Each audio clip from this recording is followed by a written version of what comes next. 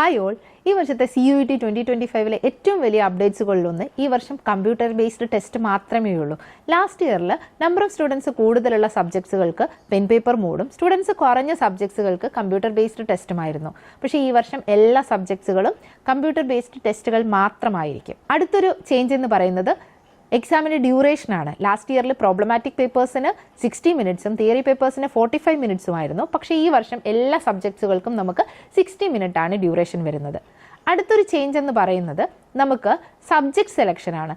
Last ഇയറിൽ ഒരു സ്റ്റുഡൻറ്റിന് maximum 6 subjects choose ചെയ്യാമായിരുന്നു. ഈ വർഷം ഒരു സ്റ്റുഡൻറ്റിന് മാക്സിമം 5 സബ്ജക്ട്സ് മാത്രമേ സെലക്ട് ചെയ്യാൻ ഓപ്ഷനുള്ളൂ.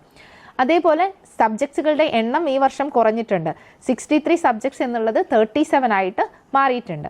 അതേപോലെ വേറൊരു വലിയ ചേഞ്ച് എന്ന് പറയുന്നത് ഈ വർഷത്തെ ഏറ്റവും വലിയ നഷ്ടം എന്ന് പറയാവുന്നത് സ്റ്റുഡൻസിന് ക്വസ്റ്റ്യൻസിൽ ചോയ്സ് ഇല്ല എന്നുള്ളതാണ്. ലാസ്റ്റ് ഇയറിൽ നമുക്ക് ജനറൽ ടെസ്റ്റ് കൺസിഡർ ചെയ്യുകയാണെങ്കിൽ 60 ക്വസ്റ്റ്യൻസിൽ 50 ക്വസ്റ്റ്യൻസ് ആൻസർ ചെയ്താൽ മതിയായിരുന്നു. അതായത് നമുക്ക് 10 ക്വസ്റ്റ്യൻസ് ചോയ്സ് കിട്ടി. പക്ഷേ ഈ വർഷം എല്ലാ ക്വസ്റ്റ്യൻസും കമ്പൽസറി ആണ്. സോ ചോയ്സ് എന്ന് പറയുന്നത് ഈ വർഷം കാണില്ല.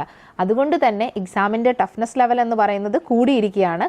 നമുക്ക് പ്രിപ്പയർ ചെയ്യാൻ ഇനി അധികം സമയമില്ല. സ്റ്റാർട്ട് ചെയ്യാത്ത സ്റ്റുഡൻസ് ഉണ്ടെങ്കിൽ പെട്ടെന്ന് തന്നെ സ്റ്റാർട്ട് ചെയ്യുക.